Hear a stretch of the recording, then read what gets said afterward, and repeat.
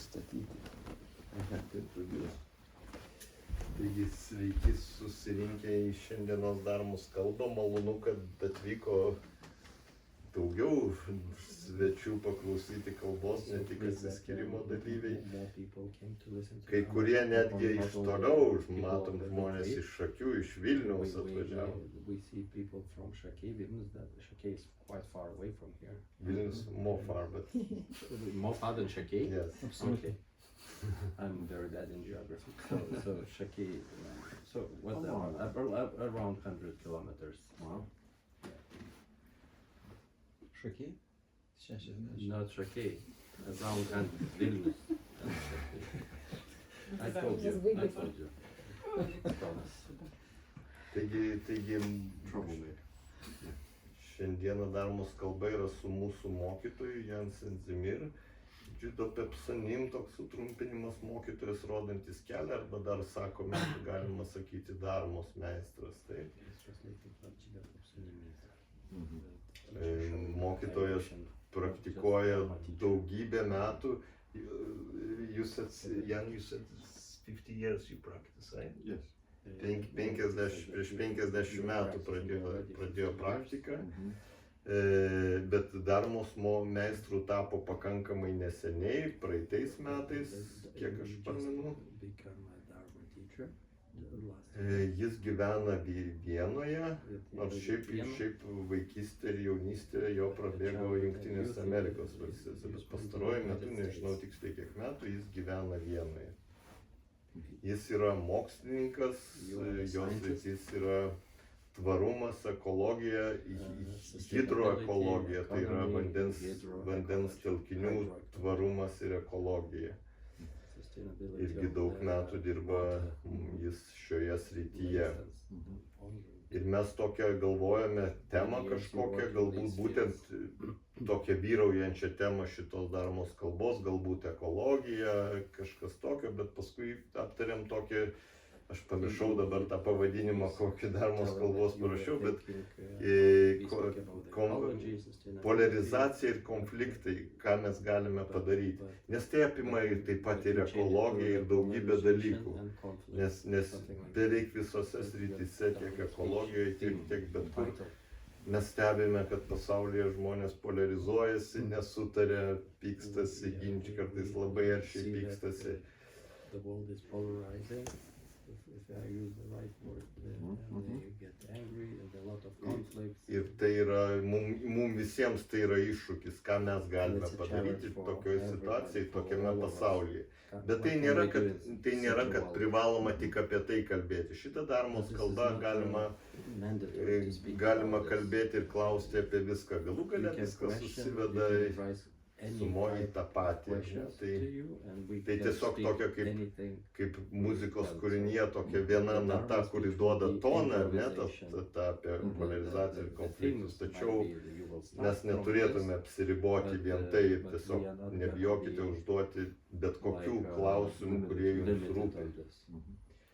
Tai įžanginę kalbą pasakys Liucija, kuri yra mūsų daromos mokytoja.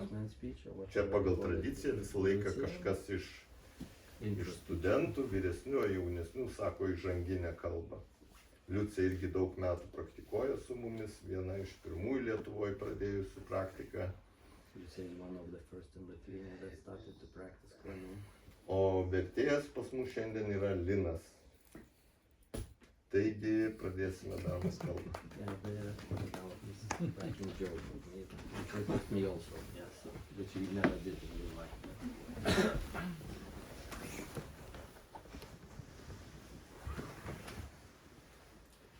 Sveiki visi. Man labai patiko Lauros kalba čia prieš keletą savaičių Vilniaus centre. Labai tokia trumpa, tobula ir aš galvoju, aš irgi pabandysiu.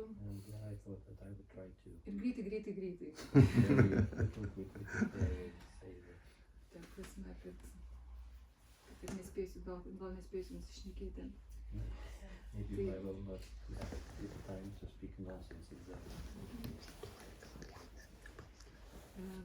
Prieš tai buvo kalba ratu ir buvo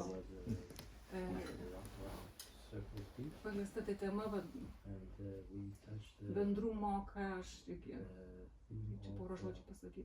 communication, of being together. Ir kai vaikystėje ar nebuvo tokia Maskvos televizija tarybinė, There was the Soviet TV, Moscow TV. ir buvo toksai lėlių teatras, And toksai also varietė we tokia. had Gal kas nors? puppet theater. Toks labai populiarus tenai, rodavo per šventės. Ir It was ten, very popular. ir ten in the tokia celebration buvo TV lėlė show. And konferencija, they were the puppet conference Kuris and the ten- host. kuris ten ką nors MC. pranešdavo tarptų numerių ir ten slika aš nusišnekėdavo. Like MC, the puppet would also introduce all the numbers, like pieces, and always cracking jokes, those stupid things. Ir jisai pristatinėjo chorą And the puppet was introducing the chorus. ir sako, все мы любим после работы отдохнуть, уединиться и попеть хором. All the people like to get together, Lietuviškai Liucija, nes čia To rusiškai get- ne visi to get gražiai together supranta. and to get alone and to sing in chorus. This is a sort of paradox. Nu, žodžiu, kad mes mėgstame po darbo pailsėti, After work, žodžiu, we ir like vienumoje to- padainuoti chorę. Nu, This is a sort of tricky thing, like to sing in chorus, being alone. Ir kažkaip man, vat, nu, vis tiek po daug metų kažkaip taip per atsiskyrimą kažkaip kilo mintis, kad nu, ką mes tą ir darome iš tikrųjų. But actually, that during the many years of retreats, the thought struck into her that actually that's what we are doing. Tai va toksai puikus intravertų užsiėmimas, ar ne? The very the splendid action of introverts for introverts. Ir dabar neseniai tokį straipsnį mačiau, atsispausdinau, truputį permečiau, bet kaip permečiau, neperskaičiau. Bet apie tai, kad viena mintis iš to straipsnio, One thought from this article, kad žmonės anksčiau rūpesčiai problemos bendruomenė eina į bažnyčią melstis ar people ten used to go giedoti, ar to ne? the church when they had problems to chant or just to go to the church. O when dabar they- kiekvienas savo daro jogą, kad išspręsti And problemas nowadays they vienumoje. do yoga, Ir, being alone in their houses. tai aš to straipsnio nepaskaičiau, bet man ta mintis užkliuvo, ar kad I didn't read the full article, but this thought struck me. ir vat, mūsų praktikos yra privalumas, kad darome The kartu, ar ne? privilege of our practice is that we do everything together. Ir jeigu mes nebendradarbiautume, nieko tiesiog nesusiklijuotų, niekas And if nepavyktų. we don't work, if we did not work together, never would anything happen. Ir anksčiau, kai pradėjau praktikuoti, ar ne, man tas priminė, nes aišku, buvo ir sąlygos labai tokios, daugeliu atveju labai spartietiškos ir tas va, toks mobilizacija tokia. Practice before, when she started, was very spontaneous, like very ascetic. Ir man tai priminė, nes aš studijų metais, po to vėliau, And dabar it dar kartais reminded me, su draugais einame į žygius, ar ne, nes dar jaunystėje kalnus eidavom. it like resembled me that we used to go when we were students, and now sometimes we go to the sort of mountain trips. I don't know how you call it. Scouts, mountains, some interesting, difficult physical things in the nature. Visi tiesiog turi daryti, ar ne, kad tas pavyktų ir yra sunku, reikia nugalėti, bet po to galiausiai yra mums smagu. These trips, and also the hiking and stuff like that by itself, they are very difficult and complicated, but afterwards everything is very nice.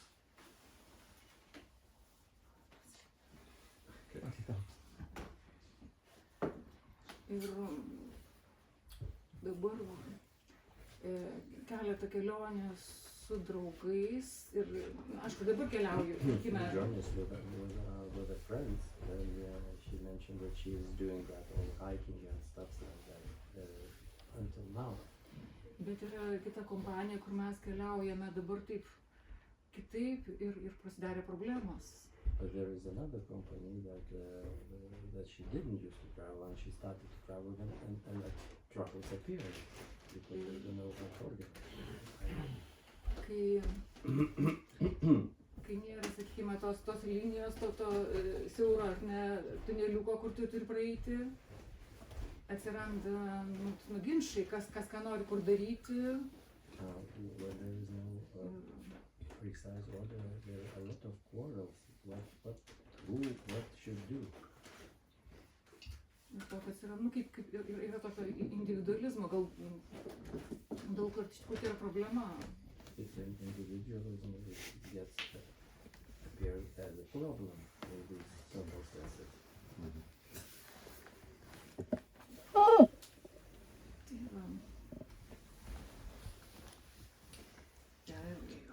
Dar trumpai pasakysiu, esu sėdėjus Providence centre per vieną kerčį. She was sitting one couch in Providence Center. Apie tai jau sakiau. Ir buvo labai mažai žmonių. There were very few people on that retreat. Ir ten tik tai patys tie, kur čia aplink altorių ir mokytoja ir aš. Ir aš atvažiavau ir susirgau, ir tu prasme, kad jau ten buvo su gerkle ir balsas buvo labai toksai dar vos tik atkimęs. Sore throat and voice was very bad. Ir tu prasme, ta kalba neįsirašė, dėl to labai gerai. And the speech would not record it because of that. Aišku, ten buvo visko daug ir nerišliai. That was a lot of everything, but not very logical.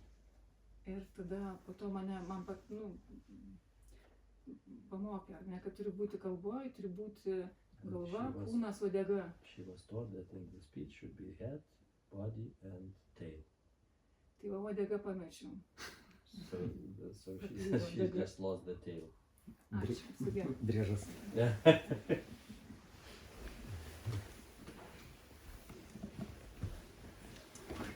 Thank you for this wonderful speech.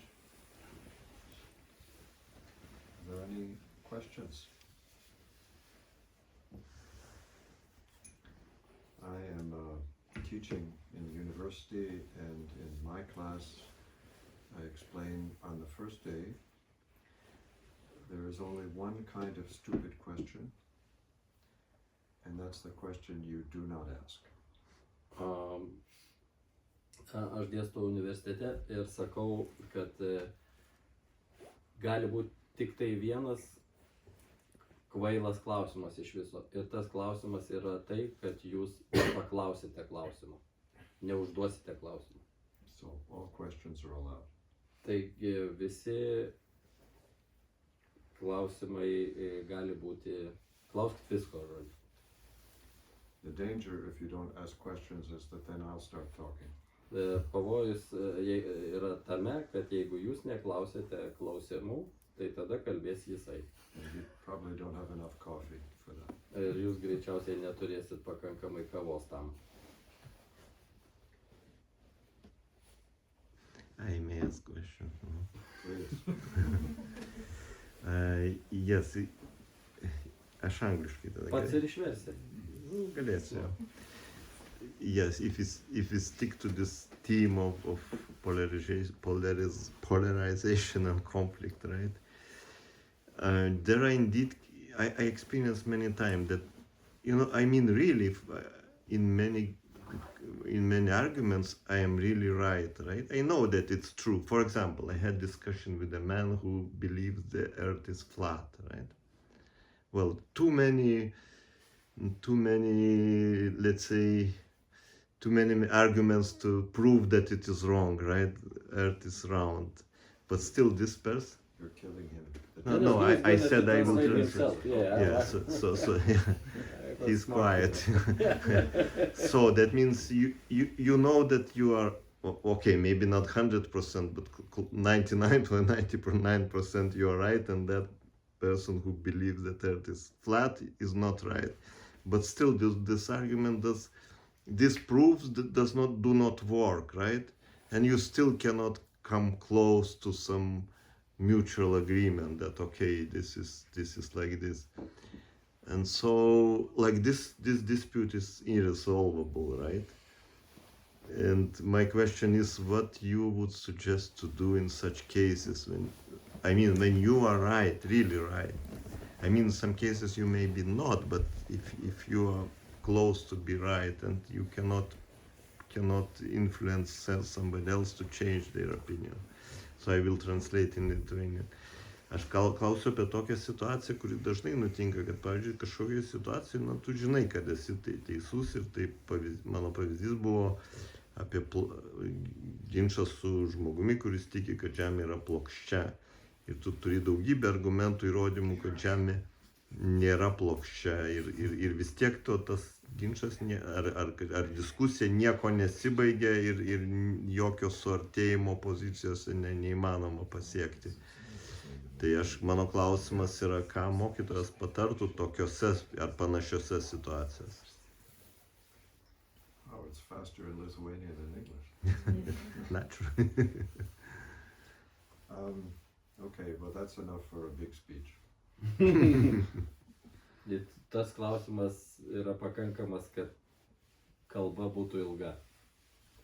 I want to first talk about what we need at this point of polarization, and then I'm going to directly talk about your question. Pradžioje aš norėčiau bendrai pakalbėti apie polarizaciją, o paskiau pereisim prie Alvydo klausimo. But actually, I think we would be quite good to describe what is polarization, yeah? Basically. Not bad. Yeah, because for some people, like I also would be interested, what do we mean by polarization in our case. Aš sakau, kad gal gerai būtų apibrėžti, kas yra ta polarizacija, nes visi mes galim skirtingai suprasti dabar. So, maybe I give my country as an example. Aš sako, savo šalį kaip pavyzdį paimsiu. And I'd show you the lack of polarization 70 years ago when I was born. Prieš 70 metų, kai jis gimė, you know, we have two big parties, the Republicans and Democrats. Respublikonai ir demokratai. And 70 years ago, they were worried because actually they were too similar. Prieš 70 metų jie pergyveno dėl to, kad jie buvo labai panašus. Tos partijos panašios buvo. So they were collaborating, they were actually on many issues they agreed. Ir jie bendradarbiavo, nepaisant to, kad jos buvo skirtingos partijos, ir jie dėl daugelio dalykų jie sutardavo. And the science, the establishment was worried that then the public does not have a good enough choice. They need a clear choice when they are voting. Ir tada buvo bėda tame, kad nežinojo, aš kaip suprantu, jų rinkėjai už ką balsuoti. Dėl to, kad ir vieni, ir kiti panašiai mąstė. So they worked, and I would say within 20 years they were starting to separate. Ir jie nusprendė išsigryninti tos skirtumus, ir per 20 metų tos partijos savo vertybėse išsiskyrė. But starting 30 years ago, around the time that the Berlin Wall fell, they started to fly apart to the point of... Bet prieš 30 metų, kada sugriuvo Berlyno siena, tos partijos ne tai, kad išsiskyrė, jos pradėjo skristi viena nuo kitos į priešingas pusės. And I would say this was especially on the side of the Republicans. The idea was compromise is a dirty word. We will not compromise on anything. Jis sako, kad būtent išsiskyrė to respublikonai, kurie pasakė, mes neįsim į jokius kompromisus. So to me, this polarization is showing up all around the world like this, that it is not a question of compromise and finding a middle position anymore. You are out practically to destroy the other person. Polarizacija mokytojo supratimu yra tai, kad tu nebeieškai bendrų taškų, reiškia, tu kritikuoji kardinaliai ir esi prieš kito nuomonę kardinaliai, be jokio pasigailėjimo, vadinkime, be jokio ieškojimo. So, and that, as I will explain for this world. The problem is, and I will relate it to climate, since I'm a climate scientist. Tai I will show how what a problem this is. Tai remdamasis klimato problema, kadangi tai yra jo tema, jis parodys, kas yra ta apibrėž, kas yra ta polarizacija. So I go straight to your example where you say, I know I'm right. Tiesiai eina prie to klausimo, kur Alvydas sako, aš žinau, kad aš teisus. With climate, no one is right. Apie klimatą kalbant, nėra teisių. I can tell you as a scientist, no one has the answer. Kaip mokslininkas aš galiu pasakyti, nieks neturi atsakymų. Why? Because we are in completely new territory. We don't know. Dėl to, kad mes esame dabar totaliai visiškai naujoje teritorijoje, apie kurią mes nežinom nieko. A storm that used to come once every 5,000 years, we are now seeing a storm like that coming every 20 years. Štormai, kurie būdavo anksčiau vieną kartą į 5,000 metų, 5,000 years? Well, you could even say 1,000 years. Just Okay. extreme events. Okay, yeah, but still, I want just to be precise. I was thinking, wow. Tebūnie 1000 metų. Dabar kas 20 metų tokie štormai užeina. And we have no idea, right now the change is accelerating. Ir tie pokyčiai vis didėja, greitėja, dažnėja. I'm not going to go into detail, but the point is, since we don't know, we need to learn. We need to learn in order to find out how we will live in the future. Nesigilinsime į smulkmenas, bet faktas yra tai, kad turint omeny, kad mes nieko nežinom, mes turim išmokti ir tyrinėti, sužinoti, kaip mums gyventi artimiausioje ateityje. And to learn, we must collaborate and we must trust each other. O tam, kad išmokti, mes turim bendradarbiauti ir pasitikėti vienas kitu. This is not where AI will go and look at all the data and give us an answer. Čia dirbtinis intelektas neturės iš ko pasimti duomenų ir rast mums atsakymą. Let me give you an example. I worked in Hungary on the Tisa River, coming out of the Carpathians, which goes through Hungary to Serbia and out. Aš dirbau Tisa River. Tisa. Tisos, kaip supratau, Tisos upės problems with Tisa River, yes? Well, I worked on how communities can live with climate change. Okay. Ir ta Tisos upė teka pro Karpatus, pro Vengriją ir kažkur ten nuteka, turbūt nesvarbu. It's not just floods, it's also drought, and then it's drought, flood. In other words, you can be between extremes, pulled back and forth. Tai dirbdami su tos upės pasikeitimais, jie pamatė, kad yra ne tik tai potviniai, tarkim, bet ta pati upė sukelia tiek potvinius, tiek sausras. But we have no room to experiment because we have been living behind the dikes, and we are these earthen dams that keep the river from flooding. Dambos. Dambos. Užtvaros, pylimai. Pylimai jau. Tai negalėjo, aš kaip supratau, negalėjo tyrinėti, nes Nenatūralus. Nes aplinka nenatūrali, nes įrėminti krantai. Yeah. In order to have room to experiment, we probably have to open the dikes and expose thousands of square kilometers to flooding.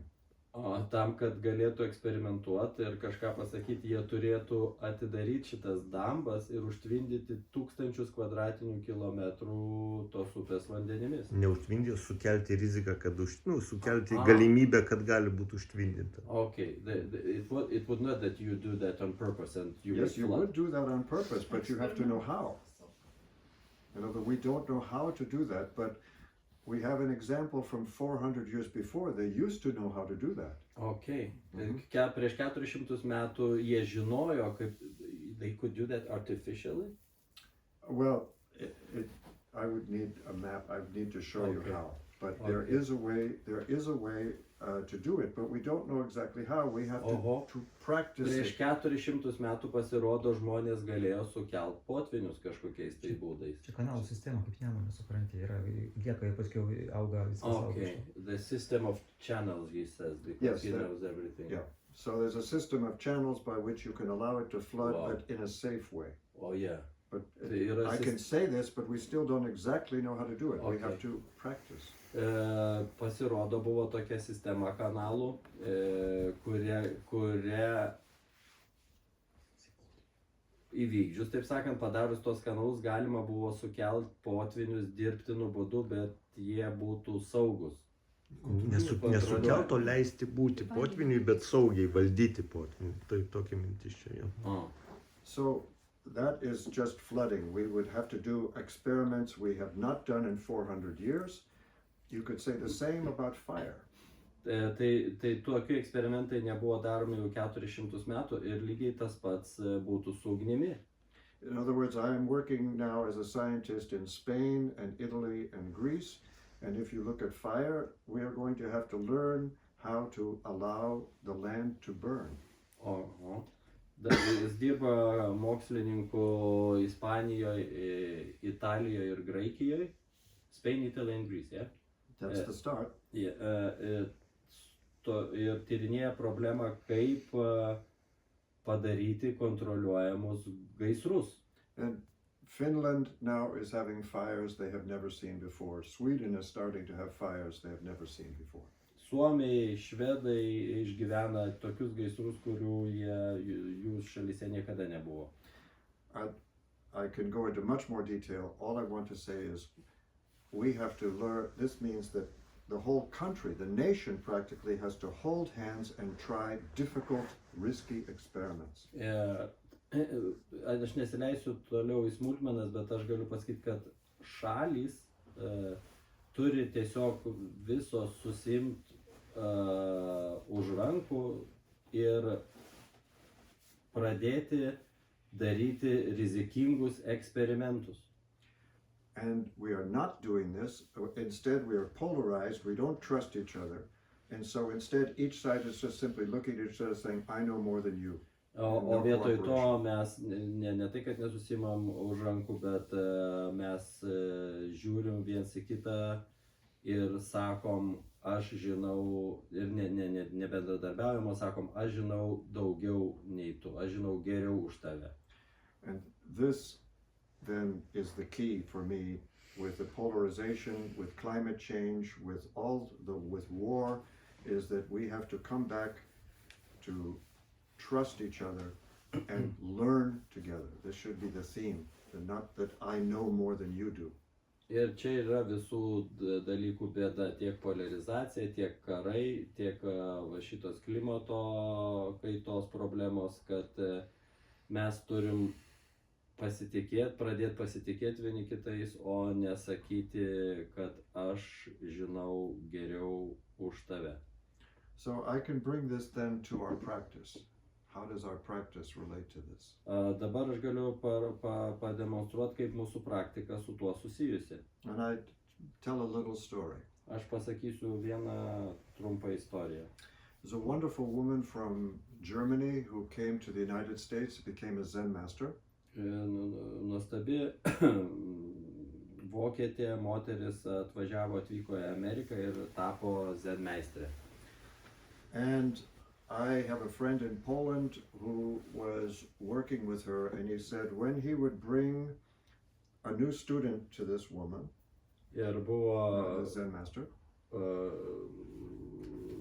vyras, žmogus, ir jis pasako, kad kai aš atvesdavau naują žmogų pas tą zen meistrę, the Zen master would say nothing and would just simply look at her, and within a few minutes the woman or the person would start to cry. Ir tada tas žmogus atvestas pas zen meistrę, jinai su juo net nekalbėdavo, tiesiog žiūrėdavo ir po kelių minučių tas žmogus pradėdavo verkti.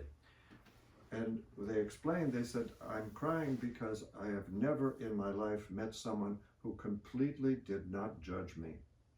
Ir sako, ir kai tas žmogaus paklausė, kodėl tu verki, sakydavo, kad paprasčiausiai per visą savo gyvenimą aš nesutikau nei vieno žmogaus, kuris visiškai manęs neteisė.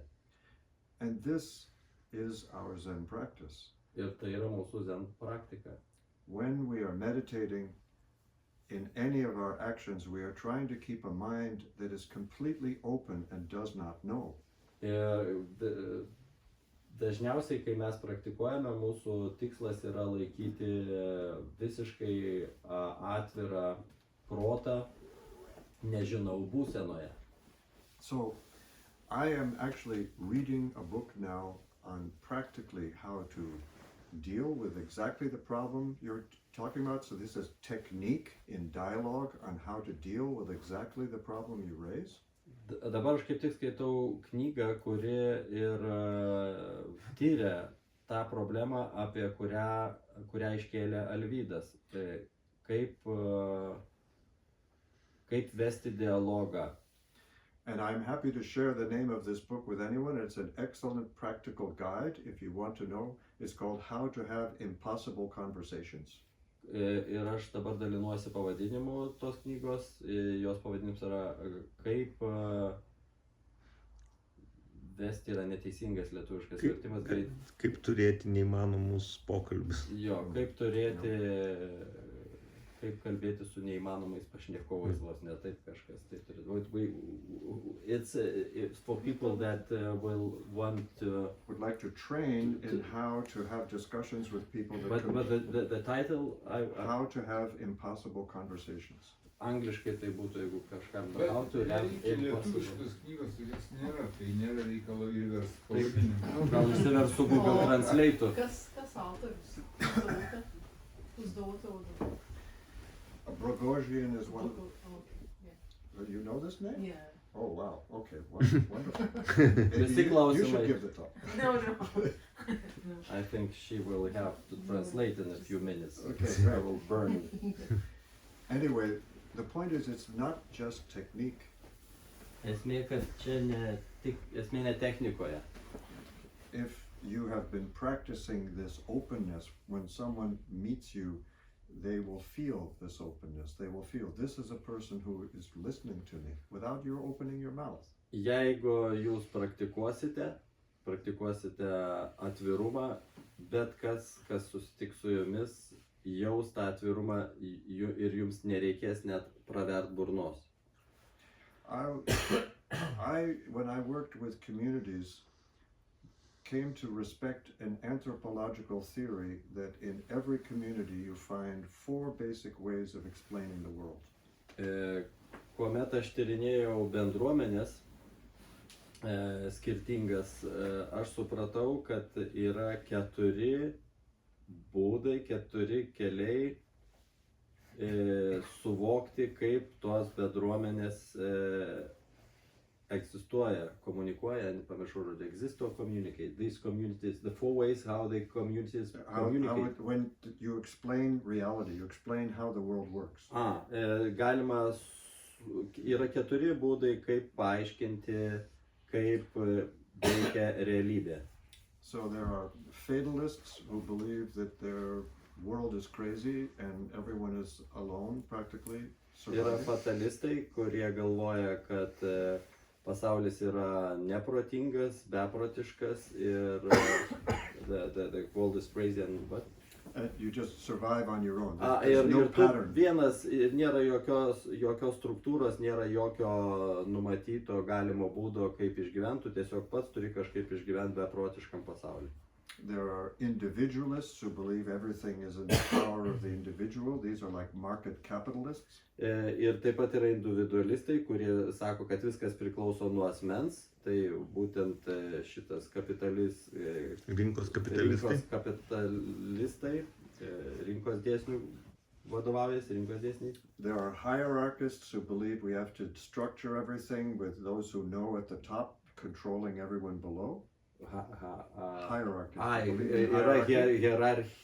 hierarchiečiai, reiškia, yra žmonės tikintis hierarchiją, kurie galvoja, kad viską galima kontroliuoti ir valdyti, bet viskas eina nuo viršaus. Yra kažkur viršui protingi, o toliau jau jie ten va taip pagal piramidę vieni kitus valdo ir viskas bus gerai. And then there's the exact opposite. The opposite of hierarchy is the kind of almost the hippies, the communitarians who believe in a very flat structure. Ir yra visiškai priešingi žmonės, kurie netiki hierarchiją, kurie yra kaip tik, reiškia, vadinkim, tos piramidės apačioje, jeigu kalbėt apie piramidę. Ir tai yra hipiai, tai yra visokių tikinti žmonės bendruomeniškumu ir vat, į save galit pasižiūrėti, kai jau čia atsirado. I told them that to look at each other and they will see that. The point is that there is this, no single one of these is correct. Ir nei vienas iš jų nėra pilnai ir atskirai teisus. These are natural tendencies that people tend to start to think and argue this way, and they get into like a social solidarity with other people who are arguing in this way. In other words, the more that you speak in this way, the more you feel solidarity with people who speak in the same way. Tu gerai jauties kalbėdamas su tokiu, kur to pačiu būdu mato tą pasaulį. But what if they don't?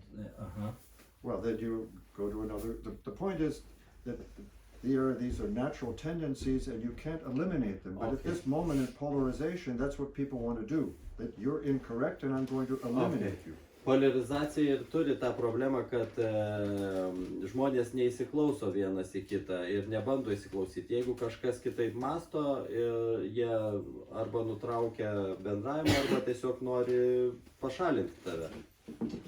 So, when in our work we were trying to find out, when we work in a community, who is there, what are these tendencies, and how can we work with them? So we were looking for this middle ground which would help everybody, not just one. Ir jų darbe, jie tyrinėja bendruomenės ir ieško būdų, kaip priartinti skirtingas nuomonės turinčias žmonių grupės. But that's just one project. So anyway, this is just to me a complete story that you have to accept these differences and find out how can we find the place where all of us can work together. Ir esmė yra tame, kad mes turim priimti skirtumus ir surasti būdus ir priemonės, kaip bendradarbiauti ir gyventi kartu, turint skirtingas nuomonės. And I connect this with a Zen practice because the Zen practice to me is practicing the openness necessary to really make this work. Ir aš sieju tai su Zen praktikom, nes būtent Zen praktikos atlieka tai, kas yra būtinai reikalinga, kad šitie procesai įvyktų, kad žmonės turintys skirtingas nuomonės pradėtų bendradarbiauti. Skatina reikiamą atvirumą, Zen praktikas skatina reikiamą atvirumą, kad būtų galima toliau komunikuoti. But it can't just be that you've read a book and you've seen a video and you're applying a technique. If someone feels you're just applying a technique, they feel you're manipulating them. They don't trust you. You have to establish this trust. Bet taip neišeina, kad maždaug tu išmokai kažkokią sugalvoji struktūrą arba veiksmo modelį ir staiga tu jį užkroviai. Taip nevyksta, dėl to, kad žmonės nepasitikės tavim, negali užmest veiksmo modelį. Tai visų pirmiausia, tu turi išsiugdyti ir išugdyti ir spinduliuoti, turbūt čia reiktų sakyti, pasitikėjimą. Okay, that's a huge dump of data, but maybe I hope that would inspire some other questions. Didžiulis daug užmetė mokytojas informacijos, bet galbūt tai išaugs, establish what? Kitus klausimus. Gal sukels jums kokių nors klausimų, kuriuos jūs patys ir išsiversit. So I would like to ask, it's possible to control it now, this process, to control its nature, or it's too late already? Ar galima sukontroliuoti gamtą, ar jau per vėlu? Ar jau per vėlu? It depends what at what level you mean control, you know. Priklauso nuo kokiam lygmenį reikia valdyti visą tai, kontroliuoti. In this house, we're doing a good job of controlling. Šiuose namuose, va dabar, va mes viską darom puikiai, mes kontroliuojam situaciją. I will give another story that will explain, and I want to say this because in the climate debate, I'm not hearing this enough. Aš duosiu dar vieną pavyzdį, nes kalbant apie klimato problemas, aš negirdžiu to pakankamai, ką dabar pasakyti. When people think of climate change, most people only go back 250 years to when we started to burn coal. Žmonės kalbėdami apie klimatą suvokia ir ta problematika tik tai 250 ir pradeda masto tik tai 250 metų kategorijom, kada mes pradėjom deginti anglį. But actually, to really understand it, you have to go almost 300 years before this. Bet kad suvokti iš tiesų, reikia dar nukeliauti 300 metų atgal. That is the time when Europeans began to colonize the world and make plantations, and when they made plantations, they were simplifying the environment, making much simpler ecosystems. Tuo metu, prieš tuos 550 metų, europiečiai pradėjo kolonizuoti pasaulį ir pradėjo kurti plantacijas, taip suvienodami ir supaprastindami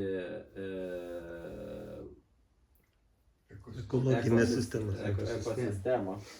So then we were controlling the ideas, but we adopted this ideology, which was that we were told by God that we should control, and that we could.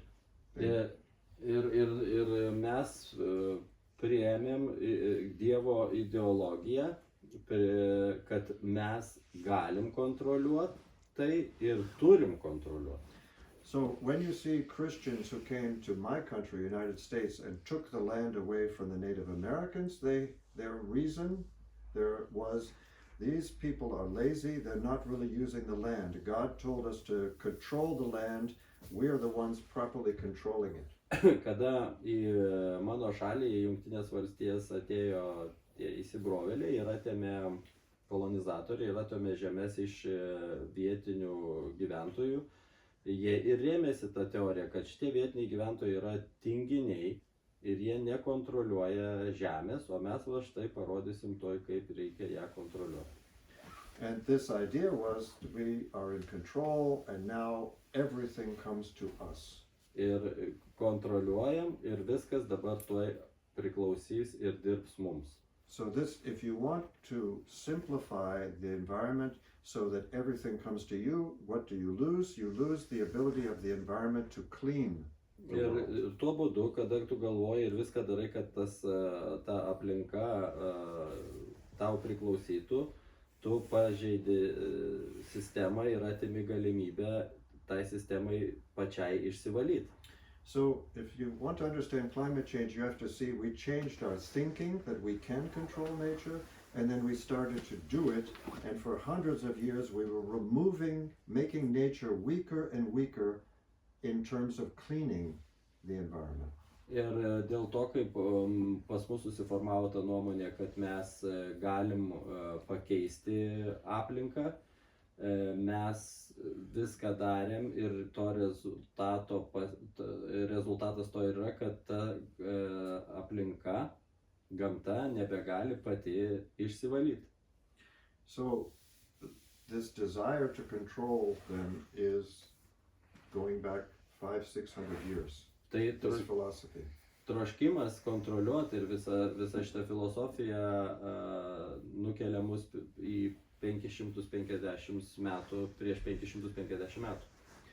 But this has started to become a university ecology class, and maybe people would like to talk a little more about Zen. Ir tai jau mūsų pokalbis virsta į ekologijos universiteto pamoką, bet žmonės vis tik tai gal norėtų kažką sužinoti apie Zen. Va čia turi klausimą. Yes, please. Maybe it's not Zen, but you kept talking about like the trust factor in other people and how some groups would believe in the hierarchical view and then others in more flat view. And when getting to trust someone and having the openness, how do you overcome, because people do polarize each other because of the fear maybe that they have towards each other, that they can hurt each other in some way. So how do you overcome that fear factor? To trust someone, to have the openness, but that maybe the fear that this person or this group of people are safe to me, to trust. Prašom išversti.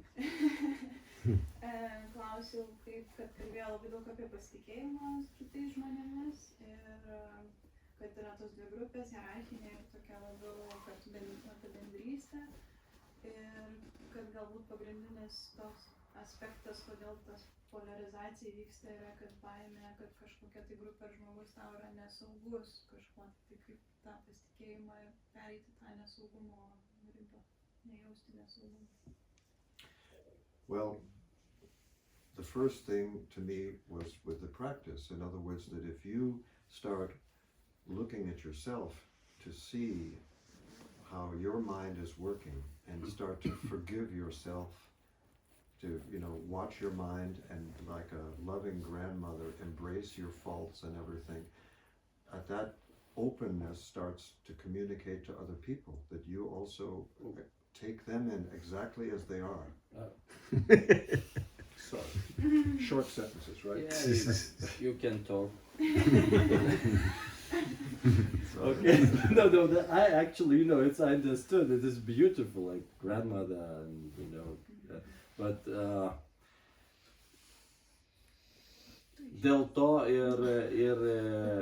ir paminėjo praktiką, kad praktikuojant atvirumą ir gilinantis į save, mes, oh my god, this is. Mes matome savi ir ta atjauta savo pačiam, savo paties mintis, savo paties jausmus priima, pirmiausia priimame. Atleidžiam savo, pamilstam save, tampam kaip mūsų močiutė, kuri mumis rūpinasi. Ir tada tokiu būdu, kai mūsų protas tampa tokios būsenos, mes prarandam, mes galim nugalėti baimę. Negalim ir priimti ir kitus, kai save priimame, savo tos visus trūkumus, tada mes galim ir priimti ir kitus, nugalėti baimę tų kitų, priimti. So that just from the practice point is a starting point, but I would, you know, I'll tell you a story about myself. I'm from the north. Aš papasakosiu apie save istoriją. Aš iš šiaurės esu. And I moved to the south in the United States, and you know, at one point the south and the north had a war. Bet aš persikėliau gyventi į pietus, Amerikos pietus, bet buvo laikas, kada Šiaurės Amerikos šiaurės ir pietus kovojo, kariavo. That was over 100 years ago, but there's still tension. Prieš daugiau nei 100 metų, bet vis įtampa likus. That just if you come and you speak in a certain way, people they're not open. Jeigu tu kalbi su tuo kitu akcentu ir jie girdi, žmonės nėra atviri su tavim. And I knew about this. I knew this was a danger. So what I did, look, I was a young man then, only 30 years old. Aš buvau 30 metų ir aš žinojau apie tą problemą. And many of my friends were building houses, and so that's all I do. You just keep your mouth closed and go and help. Just, you know, build a house with them. Mano draugai statė namus ir sakė, jie tenais tiesiog laikydavo liežuvį už dantų, tiesiog darydavo savo darbą, statė namus. And that's what I would love right now in the present atmosphere is, let's just go and build a house together somewhere. Ir pernešiu šitas situaciją ir mūsų atveju reikia tiesiog eiti kažkur ir kartu statyti namus. Basically, when we live in an atomized society, in a society where we're all separate individuals, we no longer know how am I related to this person. Why do we need each other? Kai mes gyvenom tokioj atomizuotoj, skirtingoj visuomeniai, mes net nesuprantame, kaip mes vienas su kitu susiję ir ką mes viens kitam reikalingi. And so when you do something together, you are feeding people together, building a house together, so then it becomes obvious. I know who you are, and I know why I depend on you. Kai tu dirbi su žmogum, kai tu tiesiog dirbi, toj situacijoje tu kartu valgai, kartu kažką darai, tu supranti, kaip tu esi susijęs ir kam kitas žmogus yra tau reikalingas, nes jūs kartu dirbate. So, on a very basic level, because I think there are probably many, you could spend a year talking with experts about all the ways that people are doing, but just for today, a couple of ways. Galima daug šnekėti apie tai, apie šitą problemą, bet trumpai tariant yra couple of ways, yeah? So you're gonna mention the other way, yeah? Well, the other was the practice, the Zen Okay, practice. Yeah. okay. Tai yra, reiškia, keli būdai. Vienas dalykas yra Zen praktika, o kitas dalykas bendras darbas. More questions? Galima asmeninį klausimą. Beprasminį. A personal question. Mano pusbrolis studijavo Jungtinėse Amerikos valstijose, susipažino su vokiete. Jie apsiženė ir sukūrė šeimą ir grįžo gyventi į Vokietiją. His cousin went to the United States and get married to study and get married to the German woman. And then afterwards they came back to Germany to live. Dėl to, kad Vokietija yra geresnė socialinė rūpyba, aplamai. Because of the social security in Germany. Yeah. Negu Amerikai, nes vaikams tas klimatas visas yra palankesnis. The social climate for the kids and everything is much better in Germany. Tai klausimas toks būtų, kodėl jūs gyvenat Austrijoje? The question Ar čia darbas, ar šiaip? The question is, very provocative question is, why you live in Vienna? Why you came to live to Austria? Why you came here? Why Bodhidharma Are went you to China? looking for the better life? Over that for myself? Well, the initial reason was that I was married to a woman from Germany. Iš tiesų, tai pradžia prasidėjo nuo to, kad vedė vokietę. And she got very homesick. Ir jai baisiai liūdna pasidarė, norėjo namo. And also she wanted especially, but both of us wanted our two daughters to see that there is not just one way to live, but there is more. Ir other ways to live. Norėjo savo dviem dukrom parodyti, kad yra ne tik gyvenimas Amerikoje, kad yra kitoks gyvenimas Europoje. So that is the beginning reason, and we came to Vienna because they're an international school for the children, and I had connections with a research institute where I could work. Vienoje buvo ir mokykla tarptautinė vaikams, ir taip pat jisai dirbo su savo srityje institute Vienos. But it was also cultural because Vienna has the same kind of language, dialect, and approach to life as South Germany, where she was from. Ir taip pat dėl socialinių dalykų, dėl to, kad Vienos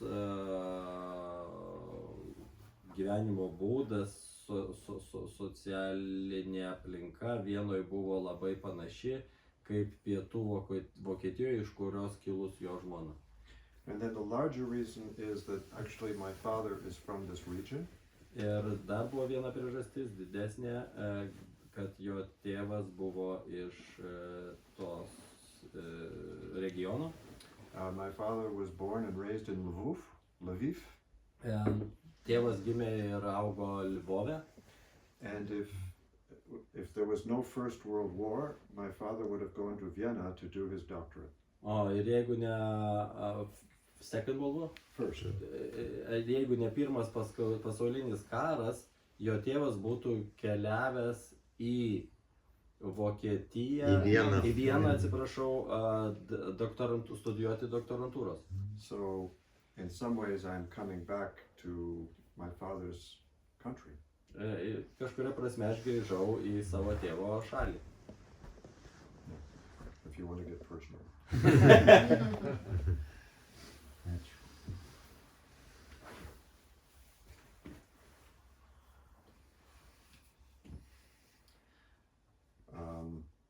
I have a question if I Yes, but please. I'm the same like them, so I have a right, yes.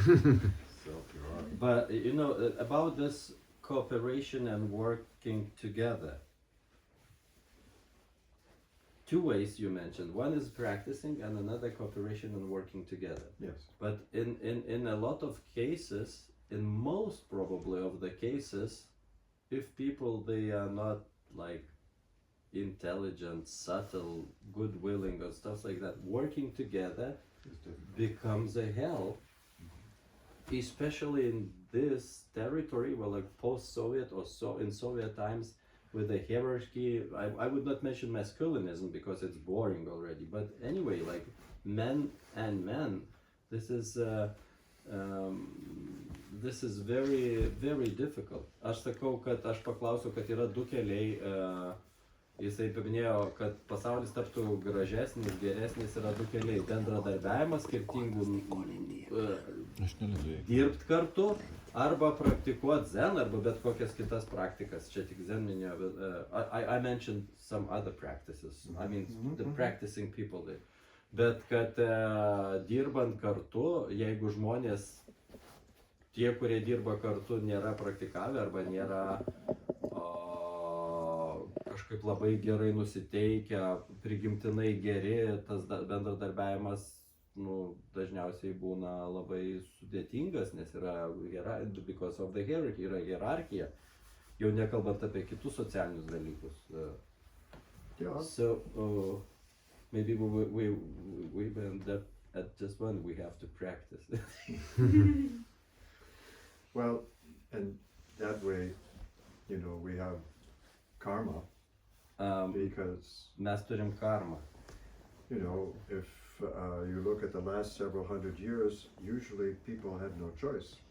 There was no democracy, there was no chance to choose. Prieš kelis šimtus metų žmonės net negalėjo, you mean to choose what to work, with whom to work. With whom to work, how you work. Prieš 200 metų žmonės neturėjo demokratijos ir jie neturėjo jokios pasirinkimo galimybės, nei su kuo dirbti, nei ką dirbti. You know that joke that you go into the office and it says, this is the rules of this business. Rule number 1, the boss is always right. Rule number 2, in all other cases, consult rule number 1. We had the same in Soviet army, a bit more complicated, but jisai sako, kad yra toks juokas, kad darbo santykiuose, kad pirma taisyklė, bosas visada teisus, ir antra taisyklė, jeigu kas nors tau neaišku, visais klausimais ir bet kokiai problemai atsitikus, žiūrėk į taisyklę numeris 1, kad bosas yra teisus. Jeigu bosas neteisus, tada žiūrėti taisyklę numeris 1. So, and we find, you know, for instance, as a scientist, what I was working is to come to a community and not be the person telling everybody this is the problem, but actually supporting them in finding out what the problem is. They determine what the problem is, and I give them support in discovering what the problem is and what to do. Kai jis dirbo, tai jis nedirbo tuo būdu, kad ateini ir žmonėm pasakai, ką daryti. Pirmiausia, buvo apibrėžiamos problemos ir ieškomi būdai, kaip tas problemas spręsti kartu. But if you find people who have never had a choice, in many cases they prefer that somebody tells them what to do. Bet daugeliu atveju tie žmonės, kurie neturėjo pasirinkimo, jie netgi norėjo, tiesiog jiems patogiau būdavo, kad atsirastų žmogus, kuris pasakytų jiems, ką daryti. So you can't just force democracy, or if you open the gates and say it, many times you deal with this karma of people actually who are much more comfortable having someone tell them.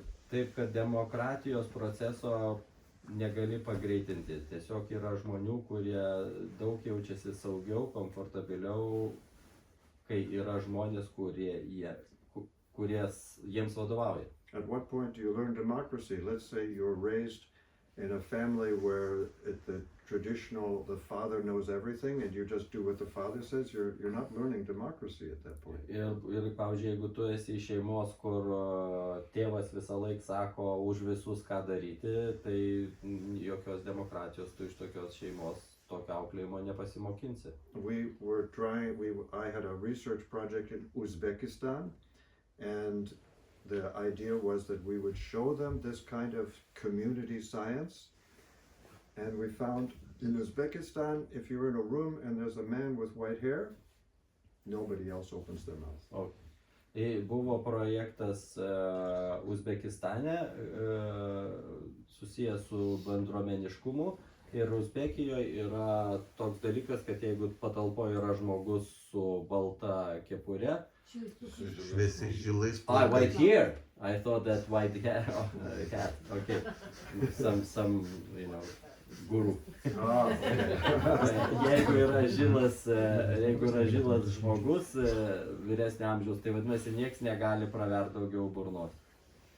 So that, there are then so many kinds of karma that we have to deal with. Tai yra tiek įvairių karmos rūšių, apsireiškimų, su kuriais mes susiduriam dirbti. And that's why the trust is so important, in the sense we have to sit first and start listening to see who is in front of us. Ir pasitikėjimas yra labai svarbu, ir dėl to visų pirma mes turėtume atsisėsti ir klausyti žmogaus, kuris yra prieš mus. And I think this actually should be taught in the schools, at how to listen to other people, how to come to decisions, how to work as a group. Ir šito turėtų mokyti ir mokyklose, kaip klausytis, kaip reikia mokėti klausytis vienus kitų, prieiti bendros išvados, to come to the common decision and to act together. To deal with conflicting information and come to understand and listen to other people. Klausyti, dirbti su prieštaringa informacija ir daryti išvadas. And this should start early. It shouldn't be something that you are trying to pick up as an adult. We could be doing this with children 12 years old, 13 years old already. Žodžiu, visa tai turėtų būti mokinama mokyklose nuo paauglystės, nuo 12 metų. There's a sad story where one of the best mathematicians in the UK talked about how much time is wasted with people taking courses in mathematics where they never use it again. Yra liūdna istorija, kaip matematikas in the Great Britain. In the UK, but you could say it's the same true for the United States and many other places. Liūdna istorija, kaip matematikos yra mokoma tokiu būdu, tokios matematikos, kurios žmogui niekada nereikia gyvenime. Most of us, if useful mathematics, we need a lot more statistics to understand, what it is politicians are saying and what's the probability. But the algebra and all these other things we don't use it. Mums visiškai nereikia algebros, mums reikia paprastos, praktinės, statistinės matematikos, kuri leistų mums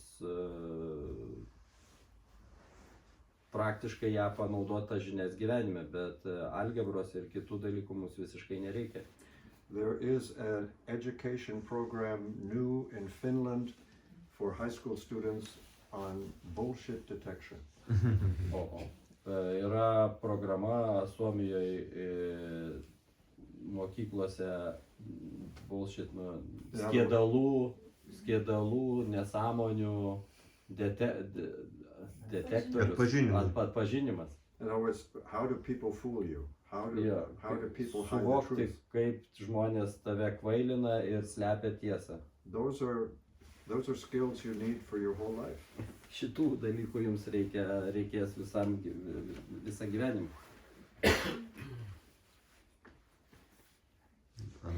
Or I have another one coming from that I think is on the same kind of stream. Maybe I didn't ask it the right way. Like what kind of model of coexisting then are we trying to come to? Because if it's completely flat, there is no boundary of safety, like even having the bullshit detector. what do you mean by flat? What you said, like flat coexisting in the way that everyone's together. I don't know, the hippie one, when Yeah. you were mentioning the four models, But- and then there's the hierarchical one. Is there like, are we aiming for some middle way of coexisting together, where you can kind of separate what's safe or unsafe for you to collaborate with? I don't know. You need to translate. Klausiu, į kokį koegzistavimo modelį tada mes taikome ateityje? Ar tai tas Jo. hierarchinis modelis, ar He will kaip change me. ir kaip bendradarbiauti su žmonėmis, išlaikant saugią ribą?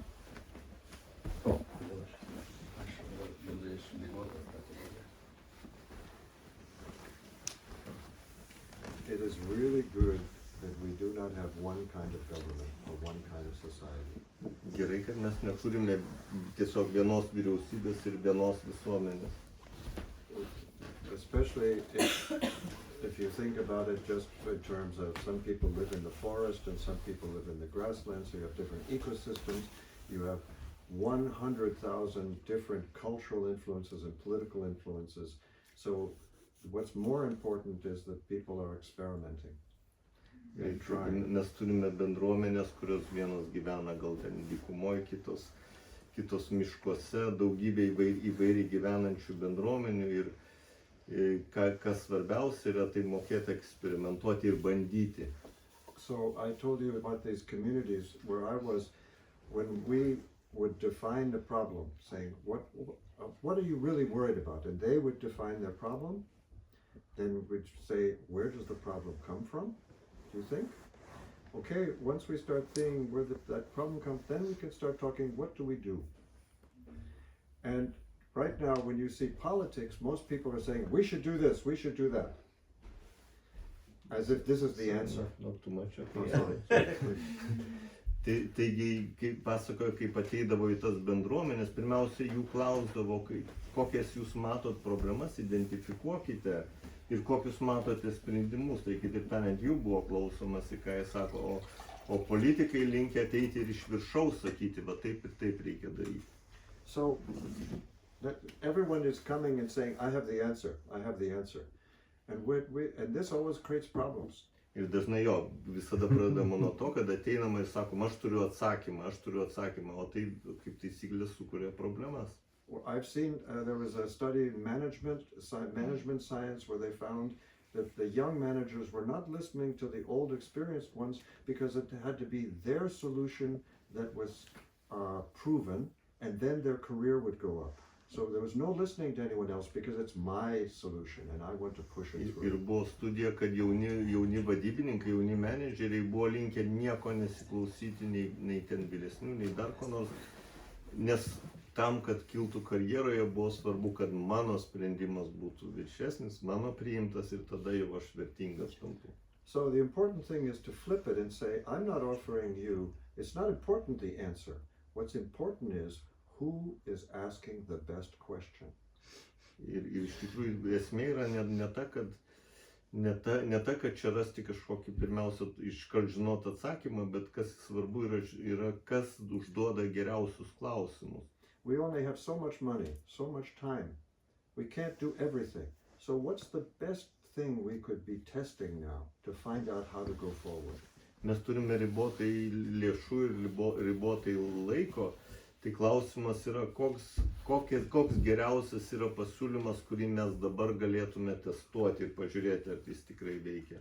To me, in that atmosphere, you can bring together people of any different, because you're trying to find out what do we want, what are we worried about, and what do we want to do about it.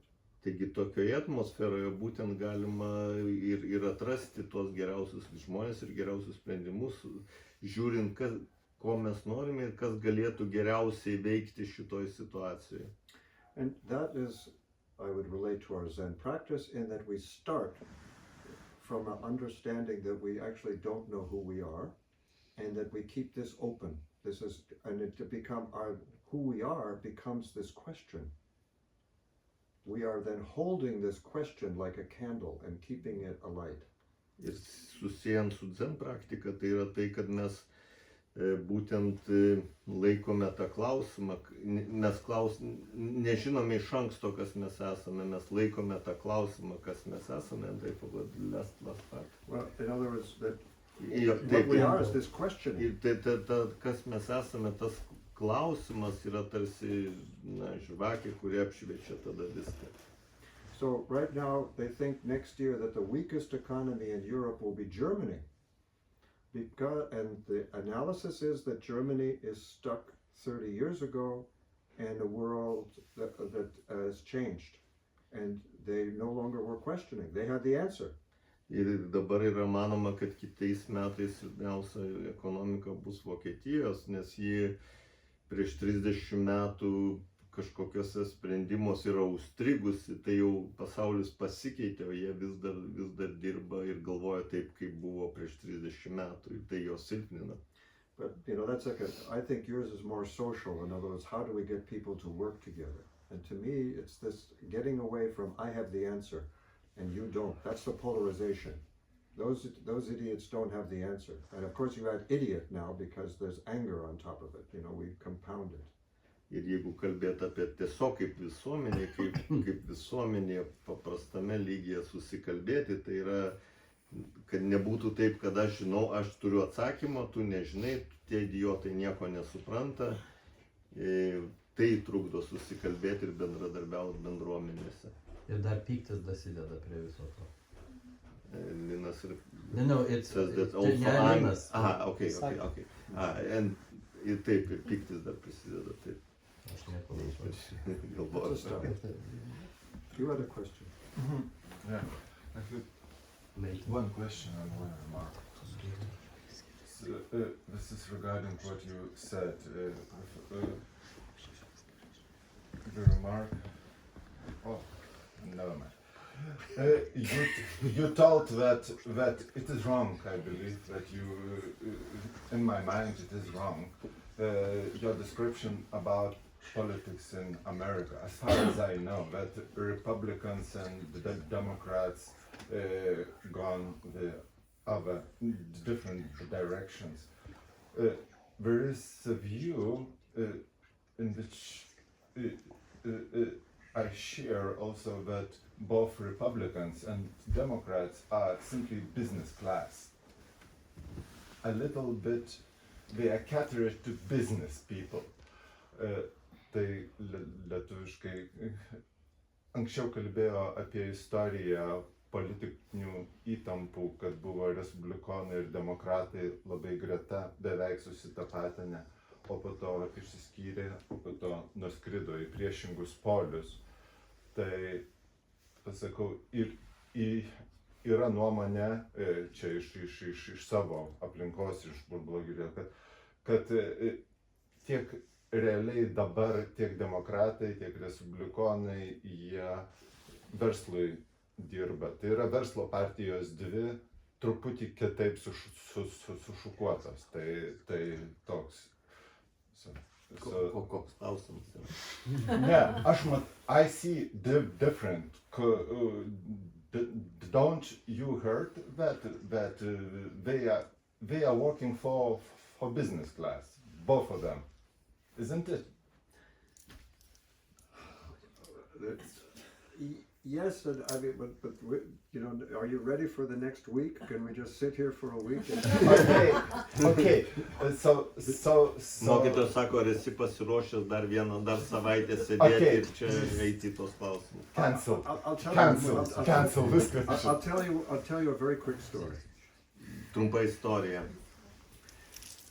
Money completely controls American politics.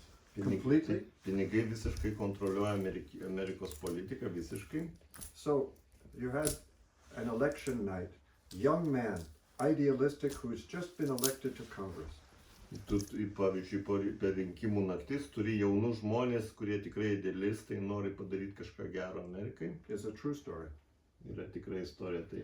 His manager, campaign manager, came to him on his victory night. Jo kompanijos vadovas atėjo pas jį tą pergalės naktį. He said, I've calculated how much money you need for the next election. Aš suskaičiau, kiek pinigų tau reikės sekantiems rinkimams. You have to start raising money tonight. Tu turi pradėti tos pinigus kaupti jau šį vakar. You need $10,000 tonight to be on track for 2 years from now, your election. Turi dabar jau ten pradėti po $10,000 kaupti, kad po 2 metų tu būtum reikiamoj vietoj pasiruošęs rinkimams. And there are many experienced politicians who say, I have been doing this for 30 years. I know politics. You want me to be helping you with politics. I have no time to look at policy because I'm always raising money. Ir kai kur yra politikų, kurie sako, aš jau 30 metų politikoje ir tu nori, kad aš kažką žiūrėčiau, kaip geriau padaryti į pačią politiką, kokia turėtų būti, bet aš užsiėmęs tos raising, žodžiu, rinkdamas, ruošdamas pinigus būsimiem rinkimam. So that, to me, says everything. When you say business class, whoever is managing money, yeah. Tai tas, kas valdo pinigus, taip, tai turi ir įtakas. It's almost impossible to get in without it. Neįmanoma patekti į tai be būtent be tų pinigų. And the second remark, you emphasized listen, listen, listen. More questions, less answers. And in order to get question, the one must listen more. So in Lithuanian language, to listen and to obey uses the same word. This is horrible situation here. It paints What do you mean? What do you mean this? Klausyti ir paklusti. Bet tas pats. Tai ne tas pats. Doesn't matter, it's his opinion. His personal opinion. Okay, sorry. Yra toks liepiamoji klausyk. Jo, You have to obey to the boss. Yra tu klausyk boss. Vaidai, tu geriau paklausk. When you leave, we will talk to him. Yeah. Geriau užduokim klausimus, o ne savo komentarus. Gerai, ta prasme, dabar mokytojas. Dar yra kažkokių klausimų, nes jau turėsim maždaug baiginėti. Yeah, we have to finish because we have Come close. Maybe last question, yes? Last question, if there's any more. Yes, please. Zino praktika pakankamai sunki. Ką mes rekomenduojam naujiems žmonėms, kurie atėjo ir jiem yra per sunku. Tiesiog sėdint 2 valandas ar kažkas panašaus. Zen practice is quite difficult. He says what we could recommend for the new people who comes and it may be too hard for them sitting few hours or what. Well, how can we help for the new people? That's the question. I have good news, and that is when I started 50 years ago, unless you sat full lotus and could sit motionless for 40 minutes, they wouldn't let you in. Kai mokytojas pradėjo praktikuoti prieš 40-50 metų, tai buvo daug griežtesnės taisyklės, kad jeigu tu nesėdi pilnam lotose ir gali nejudėdamas sėdėti 40 minučių, tai net neleidžia tau įeiti tenai, dalyvauti. So it was much harder than today. Tai buvo daug griežčiau negu dabar. And since then we've seen that we have to innovate and find out, because this was like Japanese monastery applied to the West. Nes tada tai buvo lyg japonų vienuolyno tvarka ir taisyklės vakaram perkeltos į vakarus. And now I have seen some retreats where someone with major back problems has been allowed to lie down and meditate lying down for the whole retreat. Ir mokytojas sakė, kad matė tokių atsiskyrimų, kur kai kam buvo leidžiama tiesiog gulėti, kas turėjo rimtas nugaros, pavyzdžiui, problemas, tai buvo atsiskyrime gulėdama. So that's just physically, in other words, it's easier to start. Tai tiesiog jau pasikeitė laikai ir dabar jau fiziškai lengviau pradėti, kas nori pradėti fiziškai paprasčiau. But it's a different world from when I started 50 years ago. Bet yra jau kitoks pasaulis negu tas, kur buvo prieš 50 metų. If it was Soviet bloc, people often could go and take 3 months off. Also, it was easier to get a job in the West, and so people could go for much longer retreats. Economically, things are different now. It's harder to go for long retreats. Tuo metu buvo lengviau užsidirbti pakankamai pinigų, kad ir turėti galimybę išvykti į ilgesnį atsiskyrimą, pavyzdžiui, 3 mėnesių, o dabar tai yra sudėtingiau. That's my way of saying I'm an old man, and to understand someone new, a young person, I would like to listen to them to find out what their life is and what they need. Taigi jis savo kaip vyresnis žmogus galbūt sunku suprasti tos jaunus žmonės, kurie ateina, ir jis būtų linkęs klausyti, koks yra jų gyvenimas ir ko jiems galėtų reikėti. As a teacher, I see it as my job to support someone and give them the support they need, and it may be that they don't really need to come and be a Zen student. Ir mano kaip mokytojo tikslas yra pažiūrėti, kaip aš galiu padėti tiems ateinantiems studentams, ir gali būti, kad jiem nereikia to dzeno. It could be that they have a problem that they should see a psychotherapist for. Galbūt jie turi tokias problemas, kad gal verčiau ir dirbti su psichoterapeutu. Maybe they need both. The point is there's no one answer, but to me, what I would like them to know is the door is open, that we want to find out who you are and what path you can take. Kitaip tariant, visi yra skirtingi ir poreikiai labai skirtingi, bet pagrindinis dalykas, kad visi yra laukiami ir tada galima pažiūrėti, ko iš tikrųjų reikia. I'll add though, I went to Zen because I really did not want to learn a lot of philosophy. Aš atėjau į Zeną, nes tikrai nenorėjau mokytis daug filosofijos. You have followers of Uspensky and Gurdjieff and the Hindu, and you have this enormous vocabulary you have to learn. Yra sekėjai Uspenskio, Gurdžievo, indų filosofijos, ir tada turi turėti žinoti ištisų žodynus, kad specifiškai kalbėti apie tos dalykus. I decided to go on a path for Zen when I was living in Africa. Aš nutariau į Zen keliu, kai gyvenau Afrikoje. And I read a book of Zen, and it said, as soon as you think you found an answer, that means you've gone to sleep. Ir aš, kai pamačiau knygoje taip parašyta, kai tik tu manai, kad radai atsakymą, reiškia, tu jau užmigai. What that means is this will never go old. This will always be fresh. Kitaip tariant, tai niekados nepasens, tai visą laiką bus šviežia. And to me, when that open door, it means you don't have to come in and develop beliefs and believe in this and believe in that. It's a practice of staying open. It's very simple. Tas atviros duris nereiškia, kad ateiti ir kažkokias priimti tikėjimo sistemas, bet kaip atvirkščiai, kad būti visą laiką likti atviru ir pasiruošus ir priimti kažką naujo. Does that answer your question, or there was another angle you wanted? Ar tai atsako į klausimą, ar galbūt buvo kitoks kampas klausime? Okay, great. Well, thank you everyone. You've been very polite and patient. No nasty questions. Ačiū visiems, buvot labai kantrus ir mandagus, nebuvo bjaurių klausimų. And I'm very honored to have a chance to talk. I wish we could stay longer, because I'm sure I could learn a lot from all of you if we had enough time. Ir man buvo džiugu su jumis bendrauti ir susitikti, ir aš norėčiau, kad būtų daugiau laiko, kad galėtume, galbūt ateityje, kad galėtume geriau vienas kitą pažinti. Ačiū.